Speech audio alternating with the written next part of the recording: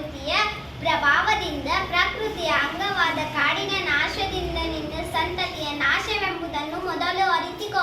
ಕಾಡಿನ ಸಂರಕ್ಷಣೆಗೆ ಮುಂದಾಗು. ಸಾಲು ಮರದ ತಿಮ್ಮಕ್ಕನನ್ನು ನೋಡಿ ಕಲಿ. ನೀನು ಬದುಕುವ ಜೊತೆಗೆ ಪ್ರಕೃತಿ ಉಳಿವಿಗೆ ನಿನ್ನ ಬುದ್ಧಿವಂತಿಕೆಯನ್ನು ತೋರಿಸು. ಏಳು, ಎಚ್ಚರಗಳು. ಸಮಯ ಮೀರುವ ಮುನ್ನ ಎದ್ದೇಳು.